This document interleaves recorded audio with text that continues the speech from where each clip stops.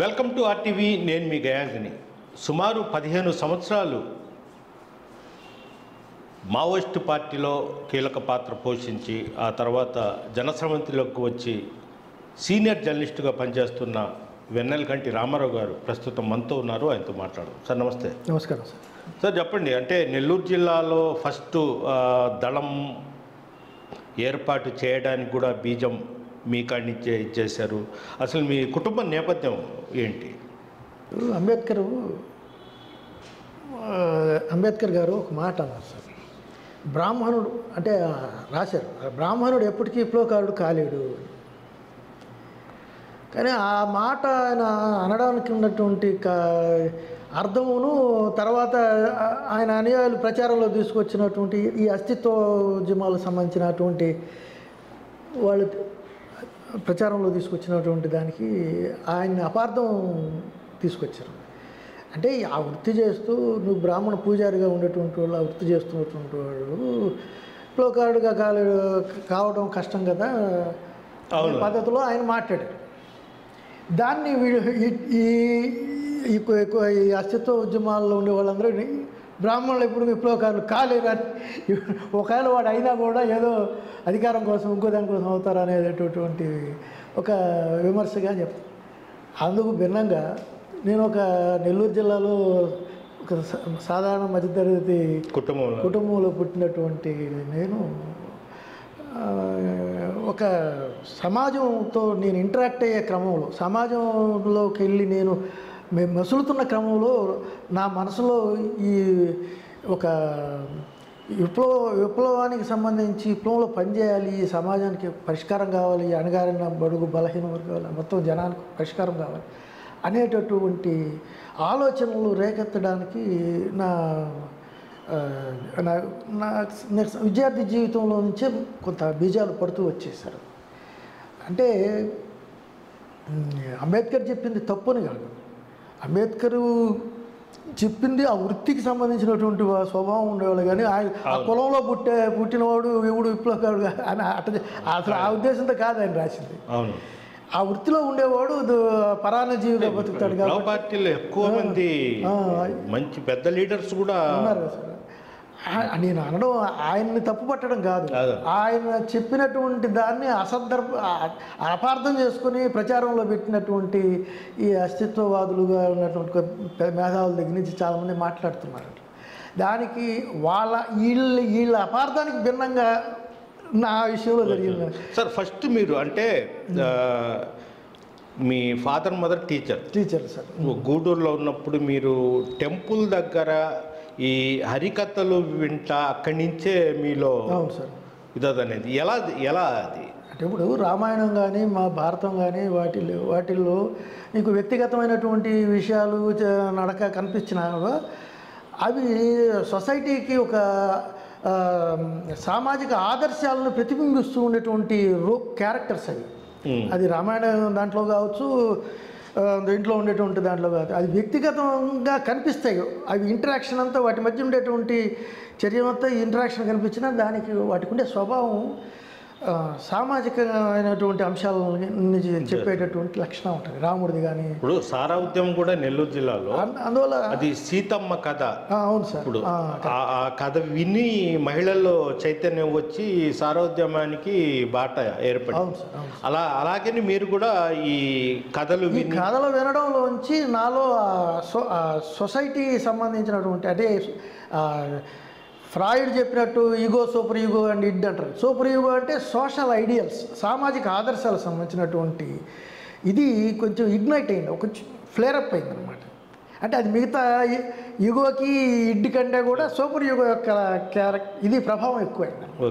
అందువల్ల నేను సొసైటీ రిలేటెడ్గా ఉండే వాటిల్లోనే ఎక్కువ ఇన్వాల్వ్ అయ్యేవాడిని. అప్పుడు అదే ఇంటర్మీడియట్లో వచ్చేటప్పటికి ఆ దివిసీమ ఉప్పెన్లో విద్యార్థి ఇంటర్మీడియట్లో మేమంతా విద్యార్థులంతా కలిసి కలెక్ట్ చేయటం, వరద బాధిత, అది అసలు చాలా బ్రహ్మాండమైనటువంటి ఇంపాక్ట్ పడింది సార్. ఆ దివిసీమ తుఫాను, దాంట్లో జనం చనిపోవటాలు, దాన్ని చదువుతున్న రోజు కథనాలు, వ్యవహారం చూస్తే చాలా కదిలించేసింది. ఎందుకు మనుషులు ఎందుకు చనిపోవాలా, దీనికి ముందు జాగ్రత్తలు తీసుకోవాలని కొంతమంది అంటారు. అది ఏవో రకరకాలు ఉన్నాయి కదా, ఇవన్నీ చర్చలు జరిగినాయి. అందువల్ల అది ప్రభుత్వాలు నిజంగా బాధ్యత పడి ప్రజల కోసం ఏదన్నా ఇట్లాంటి ముందు జాగ్రత్తలతో చేసి ఉంటే అవును చనిపోయేవాళ్ళు కదా. అవును అనిపించింది. అది నాలో సోషల్ అవేర్నెస్ని వైపుకి నన్ను అట్రాక్ట్ చేసింది. అదే టైంలో బాగా ఎమర్జెన్సీ రోజులు అవి. ఎమర్జెన్సీ రోజుల్లో ఈ కమ్యూనిస్ట్ సంఘాలు, కమ్యూనిస్ట్ పార్టీలకు సంబంధించిన మొబిలిటీ లేక చాలామందిని అరెస్ట్ చేసి జైల్లో ఉన్నారు. విరసం లాంటి వాళ్ళు అంతా జైల్లో ఉన్నారు. కాబట్టి ఎక్కువ శాతం హేతువాద సంఘం సభలు పెట్టారు. ఆ హేతువాద సంఘ సభలలో నుంచి నాకు నాస్తిక సంబంధించినటువంటి అవగాహన పెరిగింది. అంటే కత్తి పద్మారావు గారు స్పీచెస్ ఉర్రూతులోకిపోయాయి. అయితే నేను అక్కడితో ఆగలేదు సార్. నేను నాలో ఏంటంటే, నేను అప్పుడు ఒక 2-3 మ్యాగజైన్స్ ఉండేవి, సైన్స్ రిపోర్టరు, సైన్స్ డైజెస్ట్ అని. అవి రెగ్యులర్గా చదివేవాడిని. ఒక కొత్త విషయం తెలుసుకోవాలని తృష్ట బయలుదేరింది సార్. అది దానికి కారణం ఏంటంటే కుటుంబరావు గారి తత్వశాస్త్ర సంబంధించినటువంటి రచనలు అది చదివాను. అంటే తర్వాత ఈ రంగనాయకమ్మ ప్రశ్నలు జవాబులు, ఇట్లాంటి రామాయణ వృషవృషం ఇట్లాంటివన్నీ చదివాను. ఇవన్నీ కూడా ఏం చేశాయంటే, నాలో ఉన్నటువంటి ఆ సోషల్ యాంగిల్కి ఒక పరిపుష్టినిచ్చి, ఒక ఆర్గనైజ్డ్ ఐడియాస్లో నుంచి నా వ్యక్తిత్వాన్ని మలచడం ప్రారంభించింది. అప్పుడు మధుసూదన్ రావు గారు ఇచ్చినటువంటి క్లాసు అసలు ఒక రకంగా, అప్పుడు నెహ్రూ మ్యాన్షన్స్లో పీడిఎస్ స్టూడెంట్స్ ఒక క్లాస్ ఏర్పాటు చేశారు మావో థాట్ మీద. ఆ క్లాసులో విన్నాను సార్. 3 hours చెప్పాడు సార్ ఆయన. ఊరికి ఆయన మంచం మీద కూర్చొని చెప్పాడు. 3 hoursలో ఒక కొత్త లోకాన్ని చూశాను సార్. ఓకే. అప్పటి నుంచి నాకు మార్క్సిస్ట్ ఫిలాసఫీని స్టడీ చేయడం మీదే నేను ఈ పార్టీ కార్యకర్తలు లేకపోతే ఉద్యమాలకు సంబంధించిన ఆ పుస్తకాల్లోంచి నేను ఫిలాసఫీ ఒరిజినల్ టెస్టులు చదువుతూ నేర్చుకున్నాను సార్. అట్ట పెరిగాను. అంటే నా ప్రయాణం ఏదో ఒక వ్యక్తి వచ్చి కూర్చొని ఏబీసీలు చెప్పడం కాకుండా చాలామందిని యొక్క స్ఫూర్తితో నేను పర్సనల్ స్టడీలోంచి మళ్ళీ డెవలప్ అవుతూ వచ్చాను సార్. అట్లా వచ్చినటువంటి వాడిని మళ్ళీ తిరుపతిలో MSc mathematics, applied mathematics PG పూర్తి చేశాను. ఆ టైంలో మంచి ఈయనతో మధుసూదన్ గారితో మంచి ర్యాప్ ఉంది. 83లో విరసంలో చేరమని ఆయన చేర్చారు సార్ మధుసూదన్ గారు. తర్వాత మనకి బ్లూ స్టార్ ఆపరేషన్ జరిగింది సార్, గుర్తుందా మీకు? ఐడియా ఉంది? బ్లూ స్టార్ ఆపరేషన్ సిక్కులు ఖలిస్తాన్ ఉద్యమంలో సన్నద్దాల ఖలిస్తాన్ ఇందిరాగాంధీ అప్పుడు అది చెల్లించిపోయాను సార్. దాని మీద ఒక 40 పేజీల డాక్యుమెంట్ రాశాను సార్. అప్పుడు పీజీ సెకండ్ ఇయర్ రాసి వరవరావుకి పంపించాను. అది ఏమన్నా ఆయనకైతే వరవరావు మళ్ళీ జాగ్రత్తగా ఆ టైంలో జాబ్లో లెటర్సే కదా సార్, ఆయన మళ్ళీ నాకు రిజిస్టర్ పార్సిల్ చేశారు. అట్లా ఒక స్టడీ మార్క్సిస్ట్ ఫిలాసఫీ యాంగిల్లో నుంచి స్టడీ చేయటం మొదలుపెట్టి ప్రొడ్యూస్ చేయటం కూడా మొదలుపెట్టాను సార్. ఆర్టికల్స్ ప్రొడ్యూస్ చేయటం సార్. ఇప్పుడు మీ ఫాదర్ మదరు అంటే ఎక్కువ శాతం బ్రాహ్మిన్స్ కమ్యూనిటీ మొత్తము కాంగ్రెస్కి అభిమానించేవాళ్ళు. ఇందిరాగాంధీ అప్పట్లో పంజాబ్ టెంపుల్ మీద ఇందిరాగాంధీ ఇది చేసినప్పుడు, అంటే మామూలుగా నక్సలైట్లు పీపుల్స్ వారు మొత్తము అందరూ టెర్రరిస్టులు, పెద్ద హంతకులు అని చెప్తారు కదా. అప్పట్లో ఇది చేసినప్పుడు మీరు ఏమైనా ఇంట్లో ప్రశ్నించేవాళ్ళ, మీ ఇందిరాగాంధీ, మీ అభిమానించే ఇందిరాగాంధీ ఈ విధంగా చేయడం కరెక్టా అని? నేను అట్లా చేసేవాడిని కదా సార్. మా అమ్మ నాన్నల్ని మాట్లాడే అంత ఇది వాళ్ళతో ప్రశ్నించాను సార్. అంటే అందువల్ల వాళ్ళకి ఏంటంటే వీడు చాలా మెతగా నిజాయితీగా ఉంటాడు, ప్రశ్నించడం, వ్యవహారం చేయడు అనేది వాళ్ళు ఇప్పుడు నేను ప్రశ్నించలేదు. మీరు మాత్రం లోపల ఉండేవాడిని, బయట డిస్కషన్స్ చేసేవాడు. అప్పుడు హాస్టల్లో A27లో డిస్కషన్. ఖలిస్తాన్ ఉద్యమం అనేటటువంటిది ఆ బింద్రన్ వాలయం తయారు చేసిందే ఇందిరాగాంధీ. ఇందిరాగాంధీయే తయారు చేసి వాడిని ఒక పెద్ద భూతంగా తయారు చేసి అతన్ని చంపి నువ్వు చేసి అసలు అది రావడానికి ఉన్న కారణం ఏంది, పంజాబ్లో హర్యానాలో ఈ హరిత విప్లవం తర్వాత వచ్చిన పరిస్థితులు ఏంది, ఎట్లాంటి మలుపులు తిరిగాయి, సమాజం ఎట్లా ఛిద్రమైంది, ఆ ఛిద్రమైన దాంట్లో నుంచి సిక్కు జాతి సంబంధించినటువంటి జాతీయతత్వంతో ఎందుకు తిరగబడాల్సి వచ్చింది, తిరగబడినటువంటి సిక్కు ఖలిస్తాన్ ఉద్యమకారులు సిక్కు జాతి తప్ప, లేకపోతే వాళ్ళని మనలో కలుపుకోలేని, వాళ్ళని మన ప్రధాన స్రవంతిలో కలిసిపోలేని విధంగా నువ్వు తీసుకొస్తున్నటువంటి పాలసీస్లో వల్ల అట్లా జరిగిందా, ఏది కారణం అయి ఉంటుంది? ఒక జాతి ప్రజలు ఎప్పుడు స్పాంటేనిటీలో ఉంటారు సార్. సార్ ఇప్పుడు మీరు స్టూడెంట్ ఆర్గనైజర్లో బాగా చురుగ్గా పనిచేయడము అంత ఇది చేసినప్పుడు చేయలేదు సార్. స్టూడెంట్ ఆర్గనైజేషన్ లేదు అంటే మీకు పార్టీకి ఎలా లింక్ కుదిరింది? విరసంలో సార్. నేను విరసం అనేది పార్టీ ఆర్గనైజేషన్ ఏం కాదనేది కాదు. ఎవరి పార్టీ వాళ్ళు ఐడియాలజీలో పొలిటికల్ ఫిలాసఫీలో పొలిటికల్ ఫిలాసఫీలో ఏకీభావం ఉంటుంది.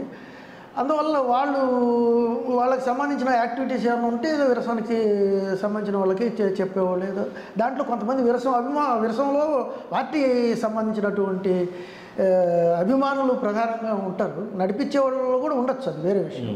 కానీ నిర్మాణపరంగాను అది day to day work party నుంచి విరసానికి ఉంటుంది అనేది అది కరెక్ట్ కాదు. విరసం అదొక independent organisation, but it has its political and philosophical orientation of the CPML parties. ఏదో CPML పార్టీలకు సంబంధించి అన్ని అందరూ దీంట్లో ఉండేవాళ్ళు. అప్పుడు మొదట్లో ఆ ఫిలాసఫీకి సంబంధించినటువంటి ఎలిమెంట్స్ ఉండేవాళ్ళు. మనం దాన్ని అట్లే చూడాల్సి వస్తుంది. ఒకవేళ కొంతమంది దాంట్లో ఉండే వాళ్ళకి సంబంధాలు ఎవరో కొంతమంది పెట్టుకొని ఉండొచ్చు, అది వేరే విషయం సార్. ఇప్పుడు మీరు అట్లా ఉన్న సందర్భంలో నేను మళ్ళీ అది పూర్తయ్యి ఇక్కడ నెల్లూరుకి వచ్చాను సార్. నెల్లూరుకి వచ్చిన తర్వాత మా సొంత ఇంటికి వచ్చి ఇంక నేను ఉద్యోగ ప్రయత్నంలో ఉన్నాను. ఆ టైంలో నాకు మండల ఎంఆర్ఓ ముత్తుకూరు మండల రెవెన్యూ ఆఫీస్లో నాకు పోస్టింగ్ వచ్చింది. అదే డిఎస్సి. నేను క్లర్క్ టైపిస్ట్గా అక్కడ చేరాను. అప్పటి నుంచి ప్రధానంగా నేను విరసవ యాక్టివిటీసే చేస్తున్నా.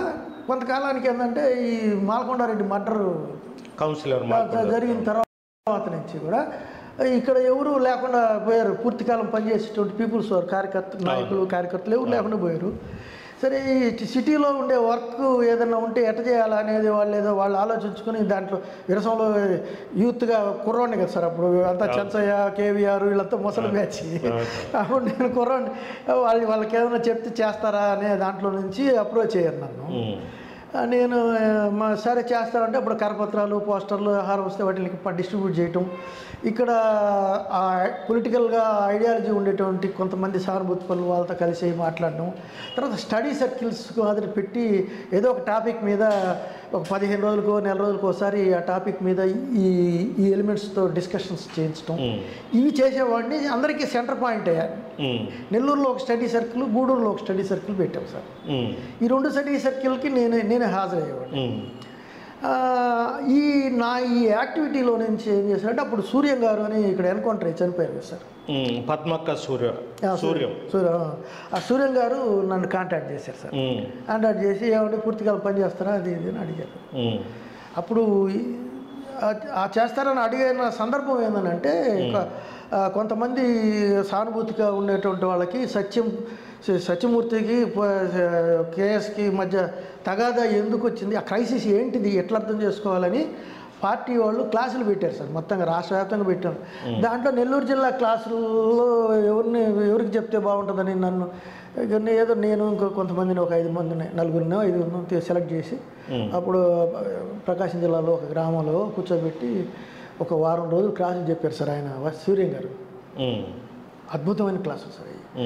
ఆ క్లాసులు ఇన్స్పైర్ చేసేవాడిని. ఆ క్లాసుల యొక్క చివరిగా ఏమంటే ఏంటి విషయం, మీరు ఇంత పని చేస్తున్నారు కదా, గూడూరు నెల్లూరు పార్టీ ఏమీ లేకపోయినా కూడా ఏదో మేము పంపించి అన్ని చేస్తున్నారు, మందిని కూడబెట్టారు. స్టూడెంట్స్ ఆర్గనైజేషన్ రన్ చేసాం. 86లో నేనేం చేశానంటే టీచర్గా చేరితే చాలా టైం ఉంటుంది కాబట్టి విరసంలో రచనలో యాక్టివిటీ చేయడం నాకు బాగుంటుంది. అందువల్ల నా ప్రొఫెషన్ రెవెన్యూలో నుంచి ఇక్కడికి మారిపోతే, రెవెన్యూ అంటే గాడి చాకిరి సార్. ఉదయం పోతే రాత్రి 7, 8, 9, 10 కూడా అయిపోయేది. కొంచెం తుఫాన్ లాంటివి వస్తే అసలు అక్కడే ఉండాల్సి వస్తుంది. అందువల్ల ఇక్కడ ఉంటే నేను విరసం యాక్టివిటీకి న్యాయం చేయలేను కాబట్టి. అంటే మీకు ఉద్యోగం వచ్చింది, ఉద్యోగం రాత్రి విప్లవాల పాట. అవును సార్, రాత్రి 12 గంటలకు పోయి మా నాన్న వాళ్ళు ఏమనుకునేవాళ్ళు, వీడు ఆఫీస్లోనే లేట్ అయిందేమో అంత పని చేస్తాడు. అట్లా కూడా జరిగాయి, 12 గంటలకు పోయిన సందర్భాలు. ఆ సందర్భంలో ఏం చేశానంటే నేను బీఈడీ ఎగ్జామ్ రాశాను సార్. బీఈడీ ఎగ్జామ్ రాసి మన గవర్నమెంట్ బీఈడీ కాలేజీలో బీఈడీ చేశాను. ఈ 1 సంవత్సరం సెలవు పెట్టాను. ఆ టైంలో శివాజీ, ఛత్రపతి శివాజీ అని ఆయన్ని పంపారు ఇక్కడికి. వచ్చాడు ఆయన, ఈ సూర్యం గారు ఎన్కౌంటర్ అయిపోయారు ఆ తర్వాత. సార్ ఇప్పుడు పార్టీలో ఒకే సిద్ధాంతాలు, పీపుల్స్ వార్ నక్సలేటప్పట్లో ఇప్పుడు చంద్ర పుల్లారెడ్డి గ్రూపు, కొండపల్లి సీతారామయ్య, ఇట్లా రౌఫ్ గ్రూపు, సత్యమూర్తి, ఇట్లా గ్రూపులు ఎందుకు వేరుపడ్డాయి? అంటే వీళ్ళు వ్యక్తిగత గొడవల కారణమా, లేదంటే వీళ్ళు సిద్ధాంతాల పరంగా మార్కిజము, లెనినిజము ఆ టైప్లో ఏమైనా వల్ల? అంటే క్రైసిస్లు రావడానికి చాలా కారణాలు ఉంటాయి సార్. కారణాలు ప్రధాన కారణంగా ఏంటంటే ఒక ఆర్గనైజేషన్, ఒక పార్టీ అనేది ఆర్గనైజేషనల్, పొలిటికల్, థియరిటికల్, ఈ 3 ఆర్గనైజేషనల్, పొలిటికల్ అండ్ థియరిటికల్, ఈ 3 ముక్కాల పీఠం మీద ఉంటుంది సార్ ఒక ఆర్గనైజేషన్. ఈ 3 ఎలిమెంట్స్ యొక్క బ్యాలెన్సే ఆర్గనైజేషన్.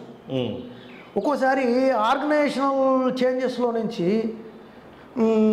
క్రైసిస్ రావచ్చు.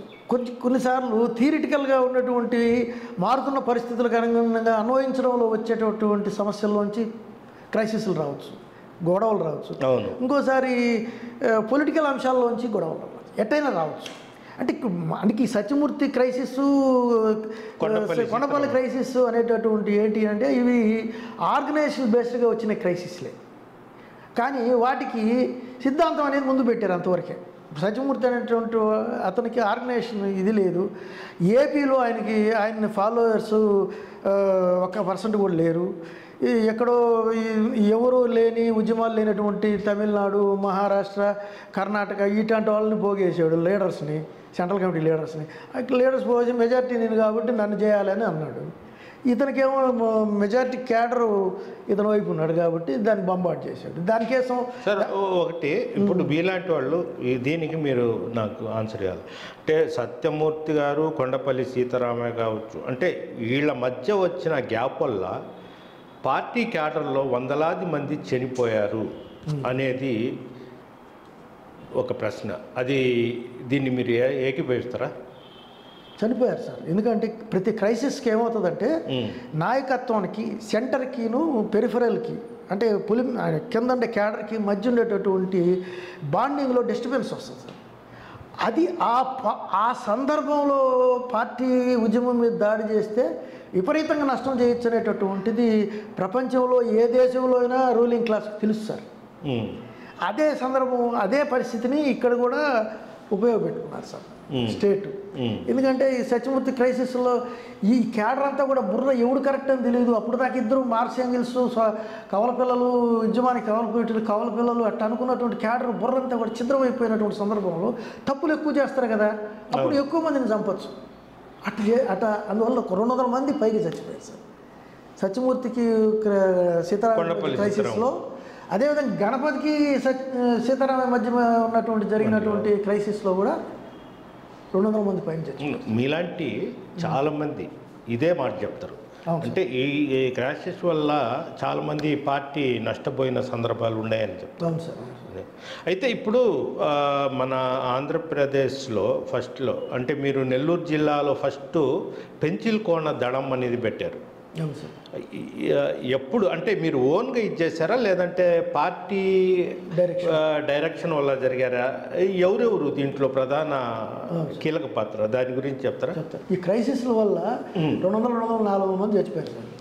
తెలంగాణ మొత్తం ఆ టైంలో విపరీతమైనటువంటి నిర్బంధం, దళాలన్నీ కూడా పోతూ ఉండేది. పెద్ద పెద్ద నాయకులు, రమాకాంత్ చాలా పెద్ద నాయకులు చనిపోయారు. ఆ టైంలో రాష్ట్రంలో ఈ క్రైసిస్లో రాష్ట్రంలో నడపగలిగేటువంటిది గణపతి టీమే నడపగలిగేది సార్, నడుపుతుంది. అంటే తెలంగాణలో ఉండేటటువంటి రకరకాల కమిటీల్లో పనిచేసి సమిష్టి పరివిధానం అనేటువంటి అలవాటైనటువంటి క్యాడర్ ఏదైతే ఉందో వాళ్ళు లీడర్షిప్ స్థానాల్లోకి వచ్చిన వాళ్ళు నడుపుతున్నారు. వాళ్ళకి ఈ మొత్తం నిర్బంధాన్ని ఎట్లా ఎదుర్కోవాలా, లేకపోతే ఎట్లా దీనిలోంచి బయటపడాలనేటువంటి ఆలోచనతో ఏం చేశారంటే ఆంధ్రప్రదేశ్లో కూడా దళాలు స్టార్ట్ చేసి ఫామ్ చేసి నడపండి. ఆంధ్రప్రదేశ్లో అప్పుడు తెలంగాణలో క్యాడర్ బాగా ఉన్నా కూడా ఉద్యమం ప్రజా ఉద్యమంగా ముందుకు వచ్చేటటువంటి సందర్భాలు ఆ రిప్రెషన్ వల్ల బాగా తగ్గిపోయినాయి సార్. ఆ టైంలో ఇక్కడ రకరకాల కారంచేడు ఉద్యమం దగ్గర నుంచి రకరకాల ఉద్యమాల్లో జనాలు కదలటం ఇవన్నీ ఉన్నాయి కదా. వీటిల్లో నుంచి వీళ్ళు ఏం చేశారంటే మీరు ఎల్లకాలం ఉండలేరు, ఆ ఉధృతి ఆ ప్రజా ఉద్యమం ఉధృతి కొంచెం తగ్గి మళ్ళీ మీరు నార్మల్ యాక్టివిటీలోకి వచ్చిన సందర్భాల్లో మిమ్మల్ని ఏర్పడే సులభం, ఇది తెలంగాణ అనుభవం కాబట్టి మీరు కూడా కలెక్టివ్ ఫంక్షనింగ్ కలెక్టివ్ పని విధానాన్ని అనుసరించేటటువంటి పద్ధతిలోకి వెళ్ళి ఈ తర్వాత ఇది అటవీ ప్రాంతాన్ని బేస్ చేసుకుని దళాలు ఏర్పాటు చేస్తే బాగుందని మా గైడెన్స్ ఇచ్చారు. దానివల్ల ఏంటంటే మీకు అక్కడి నుంచి కూడా మొదలైంది. అంటే దండకారణ్య ప్రాంతం విశాఖ మన్యం మొదట్లోనే పెట్టినారు. ఈ పశ్చిమ గోదావరి జిల్లా తర్వాత అక్కడి నుంచి మళ్ళీ నెల్లూరు జిల్లా, లేకపోతే ప్రకాశం, గుంటూరు ఈ జిల్లాలన్నీ అటవీ ప్రాంతాల్లోకి మొత్తం క్యాడర్ని షిఫ్ట్ చేశారు సార్. అంటే నల్లమల్ల అడవులకి దగ్గరలో ఉండే కనెక్ట్ అయ్యే మొత్తం క్యాడర్ అంటే కొత్త వేవ్ ఆఫ్ మూమెంట్ని సృష్టించడం కోసం, క్యాడర్ని రక్షించుకోవటం కోసం, తెలంగాణలో ఉండేటటువంటి రిప్రెషన్ని డైల్యూట్ చేయటం కోసం, స్టేట్ బలగాల్ని డివైడ్ చేయటం కోసం, వీటన్నిటి కారణాల రీత్యా మొత్తం ఒక పిలిపించింది గవర్నమెంట్ మన పార్టీ. అప్పుడు నేను వరగల్లో సిఓగా పనిచేస్తున్నాను, సెంట్రల్ ఆర్గనైజర్గా వరగల్ ప్రాంతంలో పనిచేస్తున్నాను సార్. అందువల్ల నన్ను ఏం చేశారంటే ఇది ఏరియాలో భూస్వామి రామచంద్రారెడ్డి, వరగల్ రామచంద్రారెడ్డి చాలా భయంకరంగా ఉండేది నిజమే సార్. అప్పుడు పార్టీ మొదట్లో కొంచెం వాళ్ళకు వార్నింగ్స్ కూడా ఇచ్చినట్టున్నారు పార్టీ అప్పట్లో. ఇచ్చాం సార్. అది నాకన్నా ముందు ఇంకొక ఆయన పనిచేశాడు, రాజశేఖర్ అని ఆయన చేశాడు. ఆయన సత్యమూర్తి క్రైసిస్లో ఆయన సత్యమూర్తి వైపు వెళ్ళిపోయాడు, అందుకని ఆయన వచ్చేసాడు అక్కడి నుంచి. ఆ తర్వాత ఆ పరిచయాలు కొన్ని ఉన్నాయి కానీ ఆయన ఇచ్చిపోలేదు. సరే మనం వెళ్తే అంతకుముందు ఉన్నవాళ్ళు వచ్చేస్తారు అనుకోండి విషయం. అట్లా నేను రిక్రూట్ అయిన తర్వాత నన్ను పంపించాను. అదొక ప్లాన్డ్గా నడుస్తున్నది. యాక్చువల్గా 1 సంవత్సరం నడిచి ఉంటే ఆ పని అయిపోయింది. అంటే ఆయన చంపటం అని కాదు, అక్కడ మనకు అనుకూలమైనటువంటి ప్రజా ఉద్యమాన్ని బిల్డ్ చేసి అతన్ని జీరో చేసాం. అంటే చంపచ్చు, కట్టడి చేయొచ్చు. ఆయన అక్కడి నుంచి వెళ్ళిపోయి ఆయన మెకానిజం అంతా ధ్వంసం అయిపోయినా మంచిది. చంపాలనే ఏం లేదు కదా, వర్గశత్రు నిర్మూలన అనేది ఇప్పుడు చార్మజుందార్ హయా ఉంది కాబట్టి. ఇప్పుడు యుద్ధం అంటే గెలవటమే, యుద్ధంలో చంపడం కాదు గెలవటం కదా ముఖ్యంగా అనే యాంగిల్లో ఉండేది మా ఆలోచన. అట్లా నాకు అప్పచెప్పారు. నాకును ఇంకొక ఆయన వేణుగోపాల్ అని విజయవాడ నుంచి వచ్చారు, నాకన్నా సీనియర్ సీఈఓ. ఆయన బాధ్యుడు, నేను ఆయనకి అసోసియేట్గా ఉండి ఇద్దరు సీఈఓలతో, ఇద్దరు సెంట్రల్ ఆర్గనైజర్స్తో మొత్తం సర్వే చేయమన్నారు సార్ నెల్లూరు. అప్పుడు మండలానికి ఒక 5-6 గ్రామాల లెక్కన సీతారాంపురం, డీసీపల్లి దగ్గర నుంచి అంటే ప్రకాశం జిల్లా బార్డర్ దగ్గర నుంచి చిత్తూరు బార్డర్ దాకా అటవీ ప్రాంత మండలాల్లోని గ్రామాలని సర్వే చేశాను సార్. సర్వే చేసి అప్పుడు తయారు చేసినటువంటి రిపోర్ట్ ఏమనంటే ఇక్కడ వెంకటగిరి దగ్గర నుంచి అటవీ ప్రాంతం, తర్వాత ఈ కుంట ఉంది కదా మరిపాడు దగ్గర కుంట దాకా దళం ఆపరేషన్ చేయాలని నేను ఇచ్చాను సార్. రిపోర్ట్ ఇచ్చాను. ఆయన ఇద్దరు ఫామ్ పెట్టించాం. స్టేట్ కమిటీకి ఇస్తే state committee central committee okay, central committee కూడా రిపోర్ట్ చేస్తారు. కానీ state committee decision decision central committee పోవాలి. స్టేట్ కమిటీ డెసిషన్ తీసుకుని అక్కడ పెట్టి అప్పుడు దళ సభ్యుల్ని ఎలా మీరు ఎన్నుకున్నారు సార్? ఇప్పుడు కొవ్వూరు విద్యార్థి ఉద్యమం పెట్టే విద్యార్థి ఉద్యమంలో ఉన్నటువంటి వాళ్ళు నాకు పరిచయం. నేనంటే బాగా అభిమానం ఉండేవాడు. అంటే నేనంటే నా ఆలోచనలు అంటే అభిమానం ఉండేవాడు ఆనంద్, కొమర ఆనంద్ చాలా మిలిటెంట్గా ఉండేవాడు. కొన్ని యాక్షన్స్లో అక్కడ పిల్లలకు అక్కడ తగులు పడ్డం, ఐటీఐ పాలిటెక్నిక్లో కూడా ఉండింది సంఘం ఉండింది. అక్కడ మన ఎలిమెంట్ని కొట్టారు. మన ఎలిమెంట్ ఆయన సివిఆర్ ఛానల్ రమేష్ ఆయన కొడితే ఆయన తరఫున వెళ్ళి కొట్టడం అట్లా చాలా మిలిటెంట్గా ఉన్నాడు ఆయన. కొమర ఆనంద్ ఈ రాజశేఖర్ ఇన్ఫ్లుయెన్స్లో ఉన్నవాడు సార్. కొమర ఆనంద్ రాజశేఖర్ కంటే ముందు సీనియర్ ఆయన. కొమర ఆనంద్ రఘుపతి వాళ్ళ బ్రదర్. మొన్న రఘుపతి బ్రదరు. ఈ కొమర ఆనంద్కి వీళ్ళకి రాజశేఖర్కి బంధుత్వాలు ఉన్నాయి. వాళ్ళు ఎట్లా ఆయన ఇన్ఫ్లుయెన్స్లో ఉన్నాడు. రాజశేఖర్ సత్యమూర్తి దగ్గరికి వెళ్ళినప్పుడు ఇతను ఏంటంటే నేను లీగల్గా పనిచేస్తున్నాను కదా, నాతో బాగా అటాచ్మెంట్లో ఉండేవాడు. రాజశేఖర్ అటు పోగానే ఆయన మీద ఉండే గురువులోంచి అటు వెళ్ళాడు. 1 నెల 2 నెలలు చూసి ఇతనంతా ఇది వేరే ఎవరు లేరు అని సత్యమూర్తి మీద వ్యతిరేకంగా అర్థమైంది. ఆయన స్వభావం అర్థమైంది. ఏందబ్బా ఇట్లాంటి వాడి దగ్గర పోయానందుకు వచ్చేసాడు. మళ్ళీ నా దగ్గరకు వచ్చాడు. అప్పుడు నేను సర్వే చేస్తున్నాను ఇక్కడ. అదే వచ్చేసే సరే ఇష్టం. సత్యమూర్తి వెళ్ళడానికి కారణం ఉంది. క్రైసిస్లన్నిటికీ రకరకాల కారణాలు ఉన్నాయి. సరే కాదు, ఆయనతో పని కాదు, జరగదు, విప్లవం మళ్ళీ ఆయన చేయలేని పరిస్థితి అనేది ఉంది. మళ్ళీ ఇది ఇల్లే చేస్తారనేది ఉంది కాబట్టి వచ్చా. సరే కొద్దిగా వెయిట్ చేయని 1 నెల ఆగమని చెప్పి తర్వాత దళం ఫార్మేషన్ అప్పుడు అతన్ని కూడా దళ సభ్యుడిగా తీసుకున్నాం సార్. మొత్తం ఎంతమందితో దళం? బాబన్న అంటే ఆయన పేరు వేణుగోపాలు, నేను, తర్వాత విజయవాడ నుంచి ఒక ఆయన పాటలు పాడే ఆయన ఒక ఆయన, ముగ్గురు.